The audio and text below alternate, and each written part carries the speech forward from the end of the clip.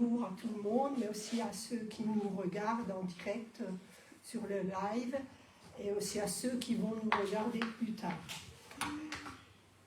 C'est vrai que ce que Bertrand a dit tout à l'heure, cette semaine, le Seigneur m'a aussi travaillé mon cœur. Vous savez, quand j'étais jeune convertie, j'avais trouvé un poster avec tous les noms du Seigneur. Je suis le bon berger, je suis la porte, Et c'est vraiment important si on peut vraiment étudier ce que veut dire chaque mot. Je suis le bon berger. Le Seigneur est mon berger, par exemple. Est-ce qu'on étudie vraiment ce que ça veut dire que le Seigneur est mon berger? Donc, un berger, de temps à autre, ça reprend les brebis avec la houlette. Voilà, et bon, je voulais juste vous dire ça comme témoignage, et je trouve que c'est formidable de pouvoir étudier la parole de Dieu, mais à fond, quoi. Mais il faut aussi avoir soif de la lire et de la méditer et de se l'approprier afin qu'elle porte du fruit dans notre vie. Donc ce matin, avant qu'on va commencer le message, je voudrais prier. Seigneur, merci pour cette journée, merci pour ta parole. C'est vrai que ta parole, Seigneur, c'est le code, la route de nos vies. Je veux te bénir parce que cette parole est esprit et vie, et encore aujourd'hui, elle va faire son chemin dans nos cœurs. Et je veux renverser tous les raisonnements et toutes les hauteurs qui s'élèvent contre la connaissance de Dieu, et que ce matin, nous puissions vraiment amener toute pensée captive à l'obéissance de Christ. Merci Seigneur, parce que ta parole va encore nous édifier. Nous voulons, Seigneur, qu'elle nous parle ce matin, et nous voulons ouvrir nos cœurs afin qu'elle conduise, Seigneur, qu'elle nous conduise aussi plus près de ton cœur. Merci Seigneur Jésus, au nom de Jésus. Amen. Amen. Donc, le titre que j'ai donné, c'est « Connaître notre culture ». Je parlais de notre culture. Notre culture, celle du royaume de Dieu. Donc, j'ai recherché dans le dictionnaire le mot « culture », qu'est-ce que ça veut dire? Enrichissement de l'esprit par des exercices intellectuels. Un synonyme, c'est érudition, instruction, savoir, science. Une deuxième définition, c'est connaissance dans un domaine particulier. Par exemple, elle est une vaste culture médicale. Elle a une vaste culture médicale. Synonyme, bagage, formation. Le contraire, c'est l'ignorance et l'inculture. Donc ce matin, on va s'enrichir l'esprit par des exercices, je ne dirais pas intellectuels, mais par un exercice. Bien sûr, ça passe d'abord par notre tête, par notre intellect, mais que vraiment la parole de Dieu, elle descende aussi dans notre cœur.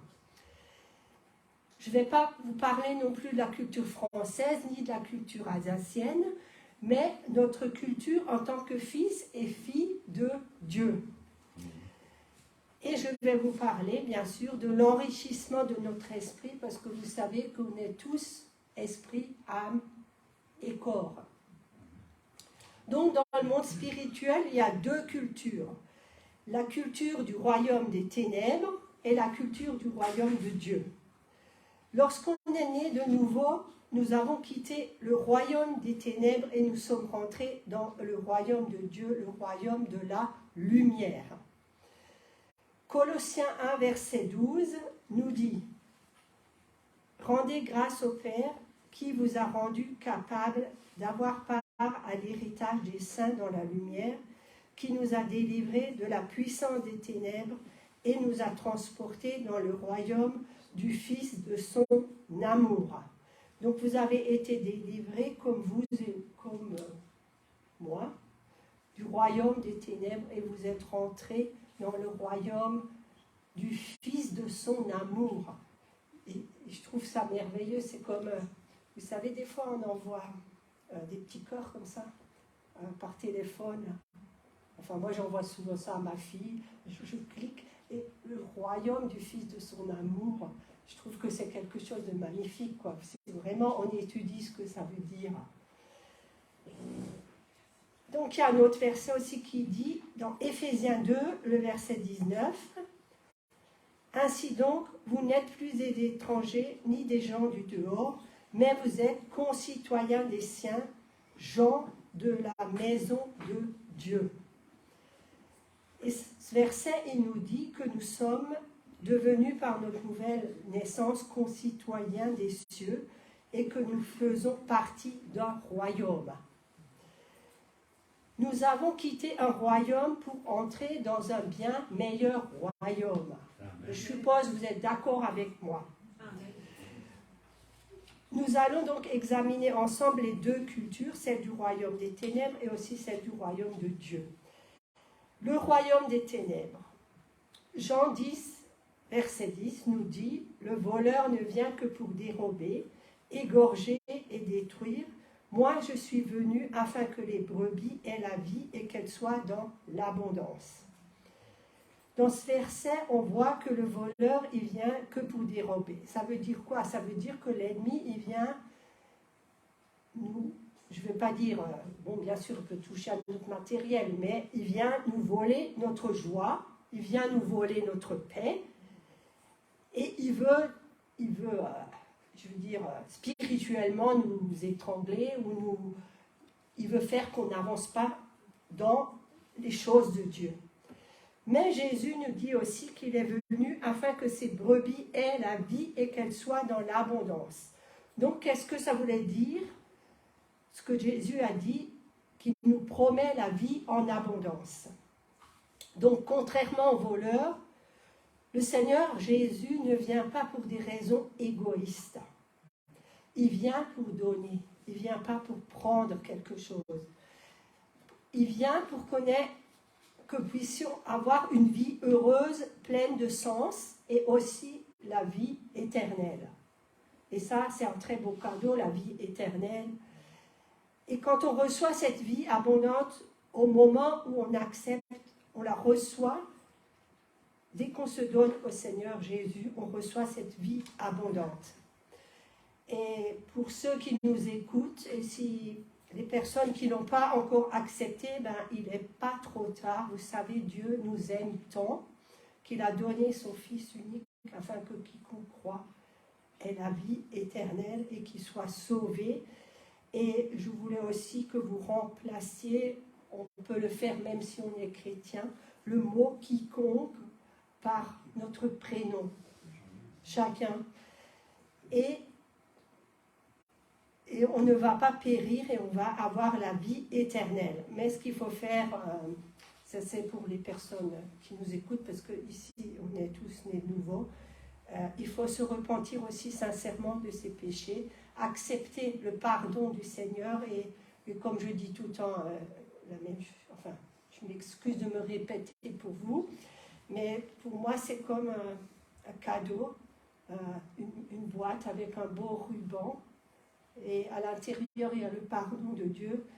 Si vous ne l'acceptez pas, si vous n'ouvrez pas le petit ruban et si vous ne déballez pas le pardon de Dieu, il faut pouvoir l'accepter et reconnaître que Jésus a donné sa vie pour chacun de nous.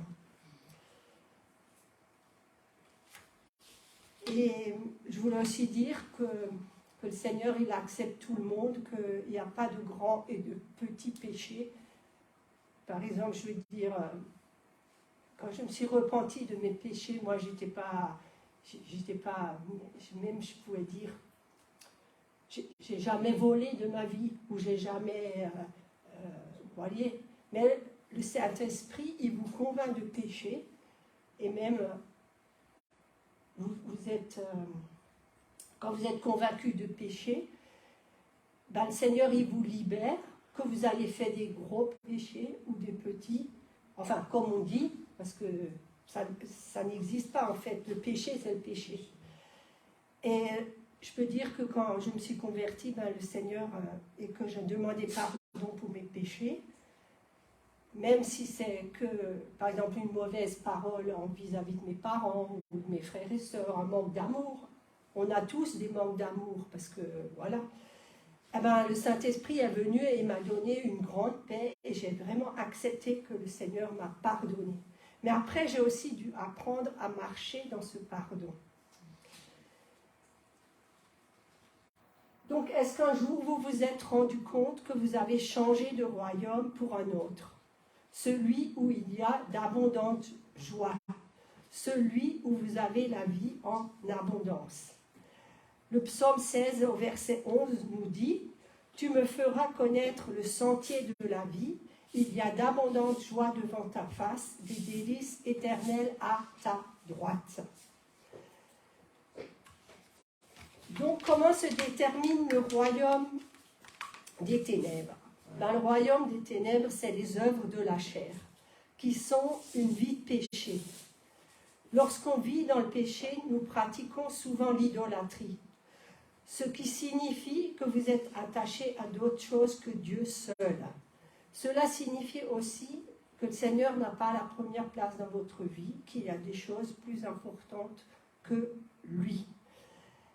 Si vous vous retrouvez souvent dans des disputes, des querelles, des débats inutiles, des divisions, des animosités, vous êtes en train de vous conformer à la culture du royaume des ténèbres. Et vous savez bien sûr que c'est Satan qui a institué ces choses. Autant que chrétien, on doit des fois tirer la sonnette d'alarme quand on marche dans les ténèbres. Il faut écouter le Saint-Esprit et quand c'est comme un petit feu, comme ça, un petit clignotant, et vous devez être sensible à ce que l'Esprit de Dieu veut vous dire et vous devez changer d'attitude quand vous sentez qu'il y a des choses qui ne sont plus à la gloire de Dieu. Par exemple, une fois j'ai étudié sur l'animosité. Vous savez, il parle de racines. L'animosité, c'est comme des racines. Et souvent, quand j'arrache les mauvaises herbes, je pense à ce verset qu'on ne doit pas avoir de racines d'animosité dans notre cœur, ni d'amertume. Et souvent, le Seigneur, il m'arrive qu'il me reprenne, il me dit, non, mais là, tes pensées, là, ça ne va pas, il faut que tu t'alignes et que tu enlèves toute racine d'animosité. Vous savez bien que les mauvaises herbes, si on ne coupe pas les racines, le pissenlit, il revient. Hein. Enfin, je veux dire, et même plus, je dirais. Alors, nous devons, en tant que chrétiens, donc tirer la sonnette d'alarme si nous marchons dans les choses. Par exemple, le mensonge, la malhonnêteté, l'adultère, le non-pardon, le mépris, l'infidélité, le déshonneur, le mépris aussi de ce que Dieu a institué. Par exemple, le mariage, c'est Dieu qui a institué le mariage. La haine, enfin, vous voyez tout ce qui se passe dans ce monde, et vous savez, quand j'ai vu à la télé, enfin c'est affreux quoi, bon, vous savez tous, vous êtes au courant là de ce jeune homme là, de 17 ans, qui a été tué par un policier, et ces révoltes, et ces feux, et ces voitures brûlées. Et le Seigneur, il m'a dit, si tout le monde pensait faire ce que tu voudrais qu'on te fasse, j'ai dit, ça serait le ciel sur la terre. Faire à l'autre ce que tu voudrais qu'on te fasse. Enfin, j'ai eu cette parole très à cœur. Et vous savez, quand on était à la réunion donc avec les pasteurs, à la pastorale, le frère, il a dit la même parole. Et je me suis dit, quand même, l'Esprit de Dieu, on est dans les mêmes choses, quoi. L'Esprit de Dieu nous dirige. Donc, tout ce que je vous ai lu là, c'est contraire à la culture du royaume de Dieu. 1 Corinthiens 6, du verset 9 à 11. Ne savez-vous pas que les injustes n'hériteront point le royaume de Dieu? Ne vous y trompez pas, ni les impudiques, ni les idolâtres, ni les adultères, ni les efféminés, ni les infâmes, et c'est là ce que vous étiez quelques-uns de vous. Tout cela, c'est les caractéristiques de la culture du royaume des ténèbres. Et je voulais vous dire, mes chers bien-aimés, qu'on ne doit pas oublier d'où Dieu nous a tirés. Et on ne doit pas s'écarter de la parole de Dieu. 1 Samuel 2, verset 8 nous dit « De la poussière, il retire le pauvre, du fumier, il relève l'indigent, pour les faire asseoir avec les grands. Et il leur donne en partage un trône de gloire. Car à l'Éternel sont les colonnes de la terre, et c'est elle qu'il a posé, c'est sur elle qu'il a posé le monde. » Donc, le Seigneur nous a retirés de la poussière, le Seigneur nous a retirés du fumier. Bien sûr, c'est une image, mais ayons cette image d'où le Seigneur nous a tirés. Et ça peut aussi nous servir pour ne pas juger des nouvelles personnes qui viennent au Seigneur, parce qu'on n'est pas non plus, ça se fait pas, je dis ça pour les nouveaux convertis, ça se fait pas automatiquement qu'on prenne conscience de toutes ces choses, et quand on marche dans la parole de Dieu, petit à petit, toutes ces choses, elles partent. Bien sûr, ce matin, on ne va pas se focaliser sur la culture des ténèbres, on va se cultiver, j'allais dire, avec la culture du royaume de Dieu. Donc on a lu tout à l'heure que Jésus est venu pour que nous ayons une vie et une vie en abondance. Bien sûr, la vie abondante, c'est une vie spirituelle basée sur la relation avec notre Seigneur. Et là, je me permets de dire un petit témoignage de Samuel, je pense qu'il ne m'en voudra pas, que son fils, il fait des cours de religion, mais au cours de religion, on ne lui apprend pas à prier.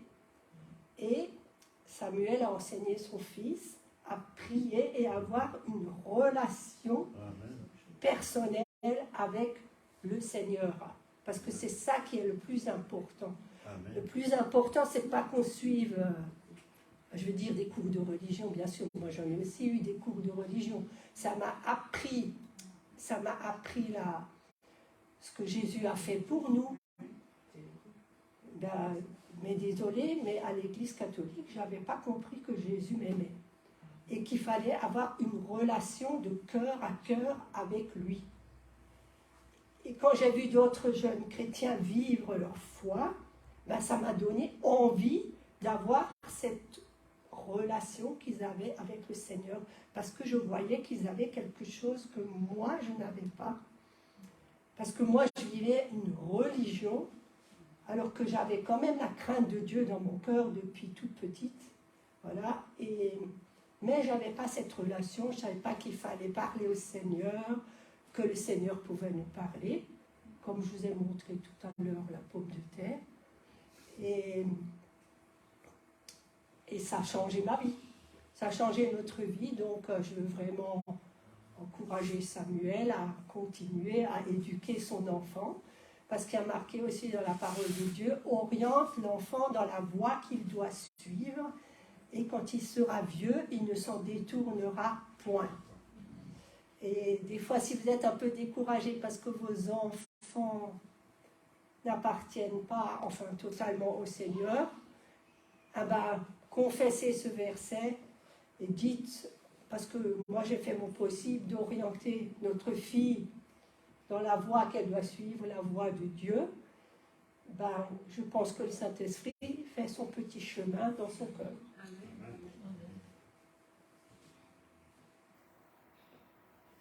Alors, la vie en abondance, c'est la vie éternelle qui commence dès l'instant où nous venons à Christ pour l'accepter comme notre Sauveur. Et comme Bertrand a dit tout à l'heure, ne l'acceptons pas seulement comme notre Sauveur, mais aussi comme notre Seigneur. C'est lui qui doit régner et avoir la première place. Et ça, c'est aussi quelque chose, si vous l'acceptez comme votre Sauveur et votre Seigneur, ça vous poursuit pour toute l'éternité. Jésus lui-même nous donne la définition biblique de la vie éternelle. La vie éternelle, c'est qu'ils te connaissent, toi, le seul vrai Dieu, et celui que tu as envoyé, Jésus-Christ. Pardon, je n'ai pas donné la référence, Jean 17, verset 3. Alors, cette vie touche tous les aspects de notre vie. C'est une vie qui glorifie le Seigneur. La culture du royaume de Dieu, c'est marqué par l'amour, la paix, la patience, le fruit d'esprit. Donc c'est Galates 5, 22 et 23. Mais le fruit de l'esprit, c'est l'amour, la joie, la paix, la patience, la bonté, la bénignité, la fidélité, la douceur, la tempérance. La loi n'est pas contre ces choses. Et vous pouvez aussi étudier chacun de ces mots-là. Et bon, c'est bien de connaître quand même ce verset par cœur. Même si vous ne les connaissez pas dans l'ordre, je pense que c'est bien de connaître ce verset par cœur et que le Saint-Esprit, des fois, il peut nous le rappeler. Il peut nous rappeler qu'ici, on a manqué d'amour, qu'ici, on n'était pas trop patient, par exemple. Et on doit rechercher vraiment la culture de l'Esprit avec l'aide du Saint-Esprit. Vous savez, le Saint-Esprit va toujours vous témoigner de la vérité. Il est la source du témoignage personnel et aussi de la révélation. Ce matin, c'est vrai, il nous faut tous les jours, on a besoin de nouvelles révélations. Même si vous êtes chrétien depuis des années, moi je pense qu'il faut tout le temps, le Seigneur il veut faire des choses nouvelles, donc on a besoin de nouvelles révélations dans notre cœur. Et le Saint-Esprit, c'est aussi lui qui témoigne de la vérité. Il est la source du témoignage, donc ça je vous ai dit. Il peut nous guider aussi dans des décisions et nous protéger des dangers physiques et spirituels. Par exemple, vous savez, bon, plus ou moins, il y a des gens qui connaissent ce témoignage de Pierre Auffay, qu'un jour il est allé dans un... Le Seigneur lui avait dit, ne va pas dans cette ville. Et il a quand même été invité. Vous me reprenez si ce n'est pas juste, hein. Il a été quand même invité dans cette ville et il n'a pas obéi, il est allé prêcher dans cette ville. Et suite à ça, si vous le connaissez physiquement, vous voyez qu'il a quelque chose à un œil.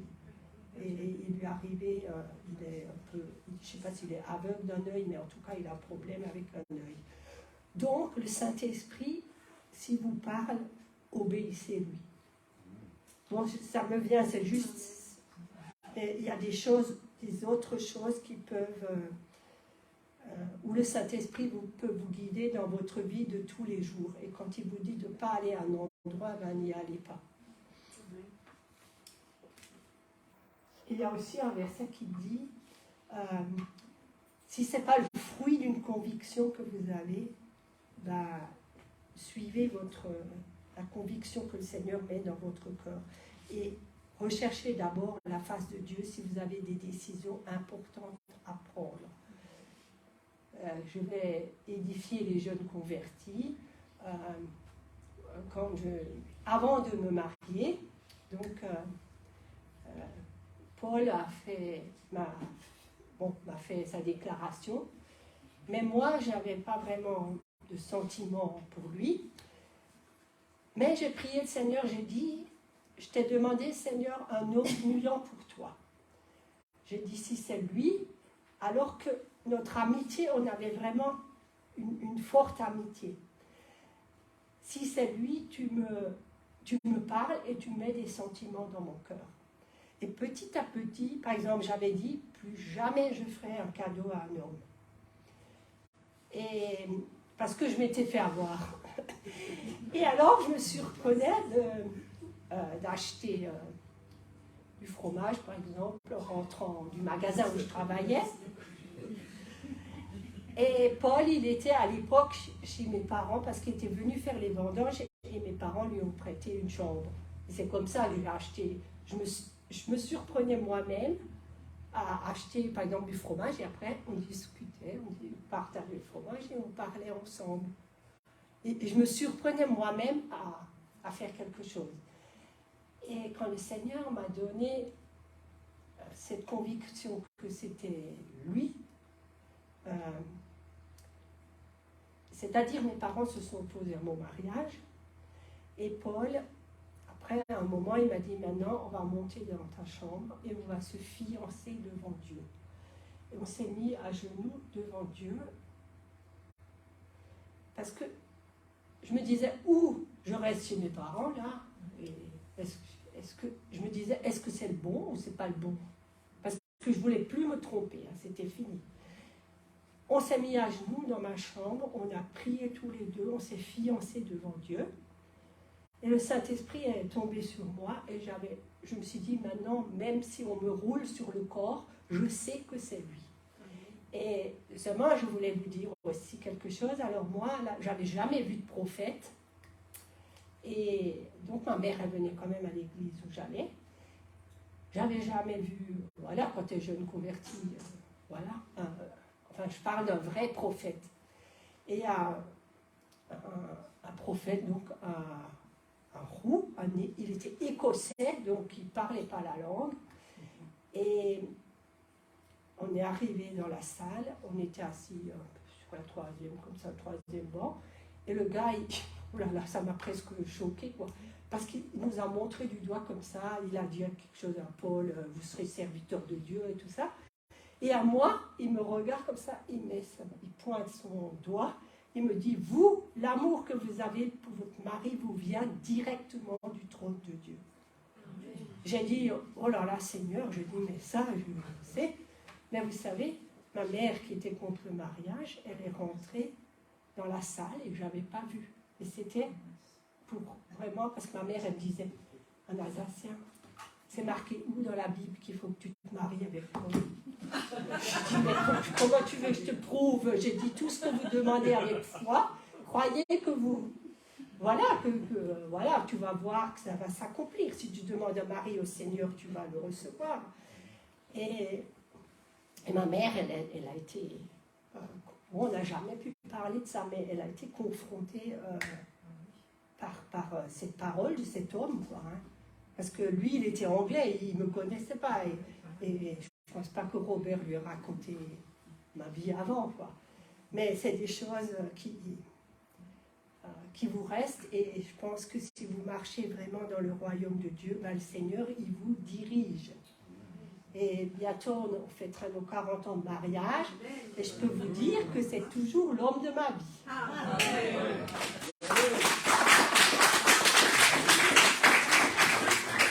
Applaudissez le Seigneur. Hein. Pour l'année prochaine, seulement. Alors, où en étais-je? C'est l'homme de ta vie. Ouais. Seulement ça, je n'ai pas marqué, toi. Donc, il peut nous guider, le Saint-Esprit, dans nos décisions et nous protéger des dangers physiques et spirituels. On l'appelle aussi le consolateur. Il peut apaiser nos craintes et nous remplir d'espoir, d'espérance. Et je pense à Karine, là, que le Seigneur aujourd'hui, vraiment, l'Esprit de Dieu la console et la prenne dans ses bras. Et je peux dire que moi, quand j'ai perdu mon père, c'est aussi arrivé un dimanche matin et que le Saint-Esprit m'a tout de suite consolée. Et bien sûr, vous avez aussi participé et vous nous avez porté dans la prière, ma famille et moi, pour ceux qui étaient là. Et vraiment, le Saint-Esprit, c'est quelqu'un qui fait une œuvre de consolation.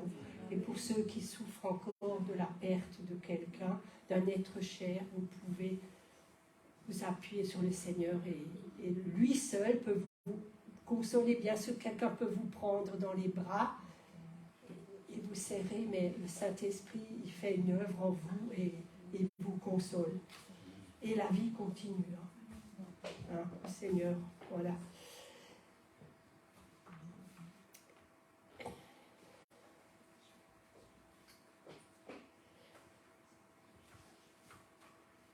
Donc la culture du royaume, c'est aussi quelque chose qui est imprégné par l'intégrité à la parole de Dieu. On ne se détourne pas d'une vie de prière.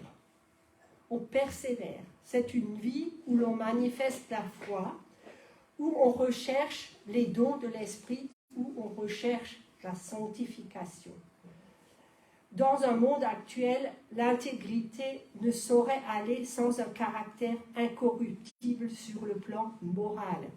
Les chrétiens doivent refuser toute forme de corruption et de compromis, car nous servons Dieu et non les hommes. On n'a pas besoin non plus d'avoir peur des hommes. On a besoin d'avoir la crainte de Dieu. Ça ne veut pas dire qu'on doit trembler, je veux dire, mais on doit avoir le respect, le saint respect de notre Seigneur. Alors j'ai trouvé un verset qui parlait de l'intégrité. Il y a aussi une merveilleuse promesse qui est pour ceux qui marchent dans l'intégrité.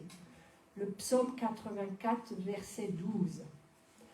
Car l'Éternel est un soleil et un bouclier. L'Éternel donne la grâce et la gloire. Il ne refuse aucun bien à ceux qui marchent dans l'intégrité. Il ne refuse aucun bien. Vous savez, quand vous êtes dans le besoin, vous pouvez faire appel à Dieu et il peut pourvoir à tous vos besoins. Mais marchez dans l'intégrité. Colossiens 3, verset 17. Et quoi que vous fassiez, en parole ou en œuvre, faites tout au nom du Seigneur Jésus, en rendant par lui des actions de grâce à Dieu le Père. Donc on doit aussi être fidèle à notre parole. Faites attention à ce qui sort de notre bouche. Et vous savez, c'est bien des fois que le Seigneur nous rappelle tout ça, et moi j'ai aussi besoin des fois de rappel. Fais attention à ce qui sort de ta bouche. Vous savez, notre pasteur, Robert Collomb, il nous racontait toujours une histoire, et ça m'est resté, d'un oreiller avec des plumes. Donc, je voulais une fois le faire, mais bon. Vous savez, vous prenez un oreiller plein de plumes, vous faites, vous l'ouvrez, et c'est comme, bon, les plumes sont comparées à vos paroles. Alors vous secouez, les plumes, elles vont où? Elles vont partout. Après, si vous avez prononcé une mauvaise parole, est-ce que vous pouvez de nouveau la ramasser et la remettre dans l'oreiller? Non, voilà, c'est fait, c'est fait. Donc, on doit veiller sur notre parole. Avant toute chose, mes frères, Jacques 1, chapitre 5, verset 12. Avant toute chose, mes frères, ne jurez ni par le ciel, ni par la terre, ni par aucun autre serment, mais que votre oui soit oui et que votre non soit non, afin que vous ne tombiez pas sous le jugement. Et là, bon, je vais quand même vous le dire, mais des fois, il y a des gens qui disent « Oui, on va venir à la réunion, nanana, ou des gens que je rencontre « Oui, on va venir à l'église », ou des gens qui nous promettent des choses et qui ne les font pas. Je m'excuse, mais que votre oui soit oui ou que votre non soit non. Et vaut mieux rien dire que dire dimanche je viens et puis dimanche, bon, à moins que vous avez bien sûr une excuse valable, je dirais si vous êtes malade. Mais quand vous dites quelque chose, faites-le. Ou alors excusez-vous si vous ne pouvez pas. Voilà, si vous promettez quelque chose, faites-le.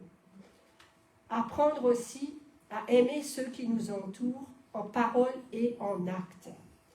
1 Jean 3, le verset 17 et 18.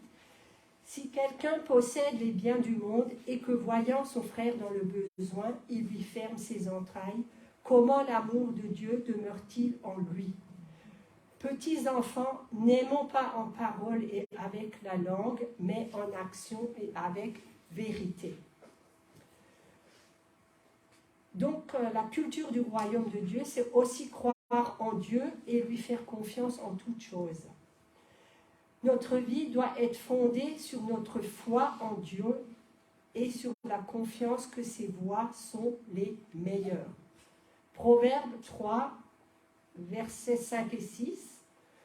Confie-toi en l'Éternel de tout ton cœur et ne t'appuie pas sur ta sagesse. Reconnais-le dans toutes tes voies et il aplanira tes sentiers. C'est aussi une vie qui a pour but de plaire au Seigneur. Donc aujourd'hui, cette question vous est adressée: à quelle culture vous conformez-vous? Donc, ça, c'est personnel, mais je pense qu'ici, tout le monde veut se conformer à la culture du royaume de Dieu. La Bible dit, Philippiens 3, versets 17 à 21, « Soyez tous mes imitateurs, frères, et portez les regards sur ceux qui marchent selon le modèle que vous avez en nous. Car il en est plusieurs qui marchent en ennemis de la croix de Christ. Je vous ai souvent parlé et j'en parle maintenant encore en pleurant. Leur fin sera la perdition. Ils ont pour Dieu leur ventre. Ils mettent leur gloire dans ce qui fait leur honte. Ils ne pensent qu'aux choses de la terre. Mais notre cité à nous est dans les cieux, d'où nous attendons aussi comme Sauveur le Seigneur Jésus-Christ, qui transformera le corps de notre humiliation en le rendant semblable au corps de sa gloire, par le pouvoir qu'il a de s'assujettir toutes choses. » Donc ici, c'est bien clair que tous les gens qui marchent dans la culture des ténèbres, ils ont comme Dieu leur ventre et ils cherchent toujours leur propre gloire. Ils se focalisent sur les choses de la terre et ils oublient souvent de rechercher les choses d'en haut. Ils sont gouvernés par leurs propres convoitises et leurs propres désirs. Vous savez, mourir à soi-même, c'est aussi des fois faire mourir nos désirs. Et vous croyez que, enfin je veux dire, quand on est jeune, converti, bon, moi je voulais toujours aller aux réunions. J'avais même un peu la réunionite. C'est-à-dire, bon, je travaillais des fois aussi le soir jusqu'à 9h. Et enfin, si vous savez où c'est le magasin où je travaillais, ben, par derrière, je pouvais sortir et aller chez Robert Collomb à l'église. Et pendant ma pause, j'allais à l'église chez Robert quand j'étais jeune convertie avec le tablier, parce que ça m'encourageait au début et j'avais besoin de ça. Vous savez, en tant que jeune convertie, on a besoin des frères et sœurs, parce que c'est comme, vous savez, pendant ma pause, c'était comme si j'étais dans une bulle, et après, je sortais de nouveau dans le monde, tu vois. Mais au début, j'avais vraiment besoin de cette communion avec les frères et sœurs dans la foi. Et maintenant, qu'est-ce que je voulais dire? Je voulais dire quelque chose, mais je ne sais plus. En tout cas, il faut marcher dans la culture du royaume de Dieu et se focaliser sur Jésus et ce qu'il a fait, et que vraiment le Seigneur, il doit être le centre de notre vie. On doit regarder aux choses d'en haut et pas regarder... il ne faut pas non plus regarder ce que les autres y font, c'est votre vie à vous, et c'est vous qui avez à rendre compte un jour au Seigneur. Voilà, et donc des fois, vaut mieux obéir à Dieu que obéir aux hommes. Parce que je ne sais pas, mes collègues de travail, oh mais tu peux vivre en concubinage, voilà, c'est pas bien grave. Ben non, c'est pas ma conviction. J'ai la conviction que la parole de Dieu, elle dit que c'est juste et qu'il faut se marier devant Dieu. Alors, je me marie parce que je veux obéir au Seigneur. Et je sais que le mariage, c'est une grande bénédiction. Et vous savez, comment elle dit la parole, si un il en tue 1000 et l'autre, il en... 10 000. 10 000. Donc, si moi je prie avec mon mari, j'attaque, je veux dire, 10 000 démons, enfin 10 000 choses négatives dans les choses spirituelles, bien sûr, il faut se représenter dans le monde spirituel.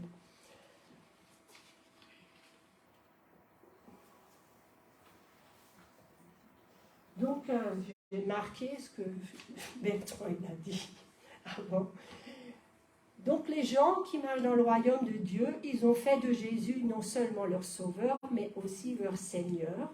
Ils marchent par l'esprit et non par la chair. Ils recherchent, il y a certaines versions qui disent, ils s'affectionnent aux choses d'en haut. Donc, j'ai regardé affectionner, ça veut dire s'attacher par le cœur. Donc c'est un cœur à cœur, s'affectionner aux choses d'en haut. Colossiens 3, versets 1 à 3. Si donc vous êtes ressuscités avec Christ, cherchez les choses d'en haut où Christ est assis à la droite de Dieu. Affectionnez-vous aux choses d'en haut et non à celles qui sont sur la terre, car vous êtes morts et votre vie est cachée avec Christ en Dieu. Un autre verset, Luc 9, de 24 à 26.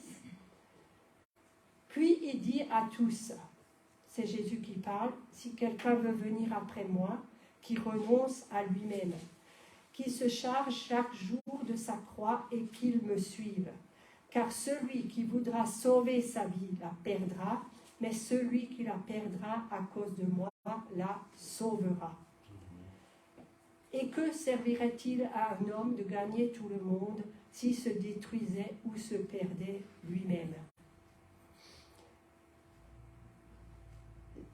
Donc les gens qui cherchent la culture du royaume, ils se focalisent sur les choses d'en haut. Et comment on peut se focaliser sur les choses d'en haut? C'est par nos pensées.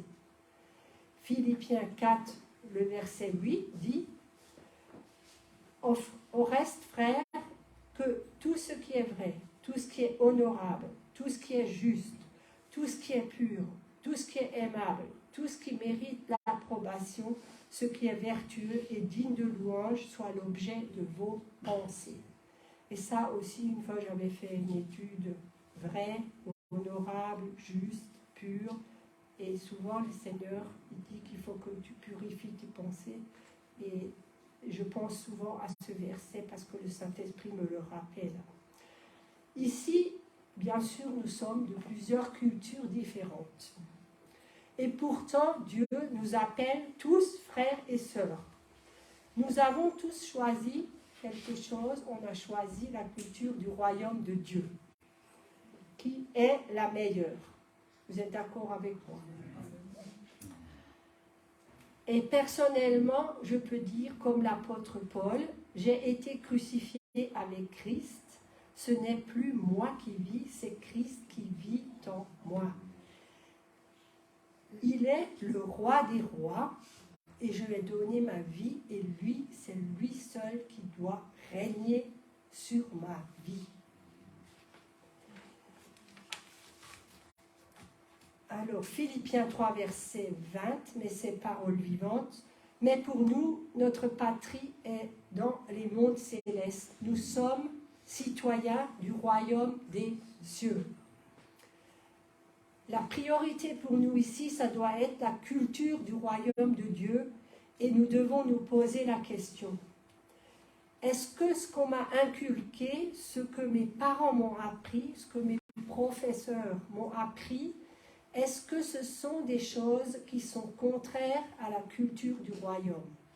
Est-ce que c'est biblique ce que mes parents, par exemple, m'ont appris? Dans certains milieux, on a même la culture du mensonge. On a aussi la culture du vol. Vous savez bien qu'il y a des ethnies qui sont réputées pour des voleurs. On a aussi la culture de la haine, parce qu'on a vu là dernièrement que vraiment ces choses qui se passent, ben, c'est vraiment la culture de la haine. Et pour les couples, est-ce que je vis ma culture chrétienne dans mon couple? Éphésiens 5, verset 25. Marie, aimez vos femmes comme Christ a aimé l'Église et s'est livré lui-même pour elle. Bon, j'aurais dû faire l'inverse, parce que d'abord, dans la Bible, le Seigneur, il parle d'abord aux femmes. Éphésiens 5, 22 et 23, donc c'est d'abord pour nous, mesdames. Soyez soumises à vos maris comme au Seigneur, car le mari est le chef de la femme, comme Christ est le chef de l'Église, qui est son corps et dont il est le sauveur. Bon, on n'aime pas trop ce mot soumission, hein? Mais moi, je vais vous dire un truc, pour moi, c'est pas difficile d'être soumis. Parce que vous savez pourquoi? Parce que mon mari, il a la crainte de Dieu comme moi je l'ai. Et donc, on a le même but, même notre fille nous a dit, mais vous avez le même but. Donc, elle voit qu'on a un but, que notre vie, elle a un sens. Et moi, je n'ai pas de difficulté même avec ce mot qui... Bon, il y en a qui peuvent le prendre un peu pour un mot, je veux dire, mot déjà vieillot, quoi. Mais si votre mari aime Christ, et si Christ il vit en lui, comme Christ a aimé l'Église, c'est quand même très fort. Hein. Amen. Et il en faut des doses d'amour et des doses de pardon, quoi. Donc pour moi, c'est pas difficile. N'oublions pas aussi que l'amour nous vient de Christ et que c'est lui qui nous a aimés en premier. Et si moi, l'amour vient de Christ. Donc si j'aime mon mari, c'est parce que lui, il a mis son amour en moi. Bien sûr aussi aimer les frères et sœurs, pas seulement mon mari. Et cet amour, eh ben, ça doit être vraiment le ciment d'un couple chrétien. Cet amour, c'est aussi notre force pour tenir dans la durée. Il faut le dire, hein, pour ceux qui sont mariés depuis longtemps. Si vous êtes mariés dans le Seigneur, c'est quand même un ciment. Vous avez une autre vision des choses. Vous avez la vision du royaume de Dieu. Et vous fonctionnez dans ce royaume. Donc, la culture du royaume, elle doit prendre de plus en plus de place dans notre vie. Bien sûr, avec l'aide du Saint-Esprit, car sans lui, on ne peut rien faire. Vous savez aussi, il est dit que le Saint-Esprit est un esprit de conseil. Donc, si vous avez besoin de conseils, cherchez la face de Dieu et le Saint-Esprit va vous parler. Pas seulement parler, mais aussi, de temps à autre, écouter ce que l'Esprit veut vous dire. La culture du royaume de Dieu est supérieure et nous devons analyser quotidiennement ce qui vient du royaume des ténèbres et nous en repentir et continuer à avancer et à rechercher la sanctification. Ça va, j'ai encore un peu de temps. Recevoir des révélations par le Saint-Esprit dans la parole de Dieu pour aligner nos vies en permanence sur le royaume de Dieu. Et vous savez, dans chaque culture, il y a des choses impures, des choses qu'on traîne et qui ne sont pas à la gloire de Dieu. Il faut que tout cela s'en aille. Par exemple, la superstition, ou les chrétiens qui lisent encore l'horoscope, qui vont voir des voyants, le nouvel âge, être aussi une mauvaise langue. Ou alors écouter de la mauvaise musique. Je ne veux pas dire qu'on ne peut plus écouter de la musique du monde, mais vous savez, au bout d'un certain temps, la musique du monde, ça ne vous apporte plus rien. Enfin, pour moi, c'était mon cas. Je pense que certains vous aussi, et que vous voulez plus que des louanges au Seigneur.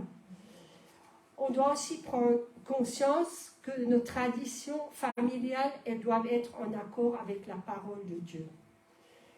Le Saint-Esprit en nous veut nous faire vivre une vie conforme à la parole de Dieu et quand tu es dirigé par lui, il te pousse dans une vie de sanctification.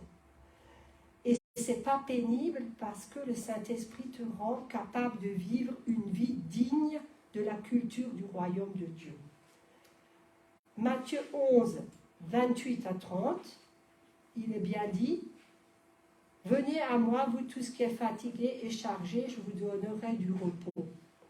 Prenez mon joug sur vous et recevez mes instructions, car je suis doux et humble de cœur, et vous trouverez du repos pour vos âmes. Car mon joug est doux et mon fardeau est léger. » Donc, ce n'est pas pénible. Si son joug, il est doux et son fardeau léger. Encore aujourd'hui, nous avons un Dieu vivant qui veut nous donner instruction par son Saint-Esprit et nous apprendre à comment marcher pour lui être agréable. Jésus a promis que si nous cherchons le royaume de Dieu et sa justice, toutes les choses que nous aurons besoin nous seront données. C'est Matthieu 6, verset 33. Cherchez premièrement le royaume de Dieu et sa justice, et toutes ces choses vous seront données par-dessus. Et je voulais vous raconter une petite expérience qui nous a aidés à vivre ce verset, à obtenir cette promesse. Donc, quand mon mari n'avait pas de travail, donc pour ceux qui ne savent pas, il avait une entreprise de peinture, eh ben, il montait dans ce bureau, il confessait et il proclamait ce verset: cherchez premièrement le royaume de Dieu et sa justice, et toutes choses vous seront données par-dessus. Et il prenait tout son temps et le consacrait à la prière, à la lecture de la parole. Et souvent, ben, le téléphone il sonnait et il y avait du travail qui venait, et des fois c'était même des choses assez miraculeuses. Je me rappelle une fois, il n'avait vraiment pas de travail, et j'ai mon amie qui est venue, qui a un restaurant, et elle a posé la question à Paul: est-ce que tu as du travail, est-ce que ça va, tout ça. Et Paul lui a dit non, et puis elle a tout de suite ouvert la porte. Elle a dit: bon, bah, tu peux venir avec tes ouvriers, faire le restaurant, enfin elle lui a donné plein de travaux. Et c'était un dimanche, vous voyez, Dieu il peut pourvoir n'importe quand. Et des choses miraculeuses qu'on a vécues. Par exemple, Paul il confessait, il allait chez des clients, il avait fini un chantier et il avait des ouvriers, il n'avait plus de travail, et il disait: mais le Seigneur il va pourvoir. Et alors d'un coup et on priait ensemble aussi pour avoir des chantiers. Et alors il y a un voisin de là où il faisait des travaux qui est venu, il a dit: ah, moi j'ai aussi besoin de vos services, vous pouvez tout de suite commencer lundi. Des fois des choses merveilleuses, quoi, hein. Parce que vous savez, plein de gens nous disaient: oh, mais toi tu peux arrêter de travailler, ton mari a une entreprise. Mais il ne faut pas rigoler, hein, c'est vous qui faites votre propre salaire, hein. Il y a aussi même un homme de Dieu qui a dit à Paul: oh, mais toi tu peux te lever à 9h le matin. Mais on ne dit pas ça, Paul ne se levait pas à 9h du matin, hein. Si vous voulez combattre le bon combat de la foi, c'est quoi? Le travail, il ne se fait pas tout seul, la peinture, le pinceau, il ne marche pas tout seul. Mais bon, le Seigneur est bon et merveilleux. Et quand on cherche le royaume de Dieu, ben Dieu pourvoit à tous vos besoins. Amen. Philippiens 4, verset 19. Et mon Dieu pourvoira à tous vos besoins selon sa richesse avec gloire en Jésus-Christ. Selon sa richesse, ben Dieu, sa richesse, elle est infinie. Nous savions aussi que Dieu ne nous abandonnerait jamais, et souvent il a donc pourvu d'une manière exceptionnelle et miraculeuse en mettant sur notre route des clients. Et je peux que vous encourager à adopter la culture du royaume de Dieu, parce que c'est la meilleure. Mais ça ne se fait pas tout seul, hein. On doit se discipliner. Un disciple, c'est quelqu'un de discipliné. Et il y a des fois, on doit se faire violence. Vous savez, on n'a pas envie de lire la parole. Mais bon, je veux dire, on ne doit pas la prendre comme quelque chose. Tu dois. Mais si tu ne lis pas la parole, tu peux jamais expérimenter. Le Saint-Esprit ne peut pas te parler. Si tu as la parole de Dieu, ben, le Saint-Esprit, si tu es sérieux avec Dieu et tu lis la parole de Dieu, ben, le Saint-Esprit, il te parle. Et donc, ces derniers temps, il y avait aussi quelque chose que Bertrand il a aussi dit hier. Connaître notre culture, c'est aussi aimer ce que Dieu aime. Amen. Et détester ou haïr ce que Dieu déteste. Et qu'est-ce qu'il déteste, Dieu? Il déteste le péché. Mais Dieu n'aime pas le péché, mais il aime le pécheur. Amen. Et conclusion, donc je me suis posé la question les derniers temps: Seigneur, comment je peux faire pour être plus dans ce royaume, et comment je peux faire pour t'être plus agréable? Et alors je suis tombée sur ce verset qui est dans Acte 10, verset 35. Mais qu'en toute nation, celui qui le craint et qui pratique la justice lui est agréable. Donc, je pratique la justice et je lui suis agréable. Et j'ai choisi vraiment d'adopter cette culture du royaume pour lui être agréable. Et aussi un verset, il faut qu'il croisse et que je diminue. Il faut que le Seigneur croisse en moi et que moi, je diminue. Quelle que soit donc l'origine de votre culture humaine, la culture de Dieu doit être celle qui domine dans votre vie. Et voilà, je voudrais finir par la prière. Seigneur, merci parce que tu nous aides à continuer à cultiver la culture du royaume de Dieu et à te servir. Merci Seigneur parce que le Saint-Esprit fait une œuvre en chacun de nous. Viens ce matin nous rafraîchir Seigneur et nous fortifier. Donne-nous la force du buffle et vois-nous d'une huile fraîche afin que ton royaume aussi vienne sur cette terre. Merci Seigneur Jésus pour ta parole. Au nom de Jésus. Amen. Amen. Amen. Merci beaucoup.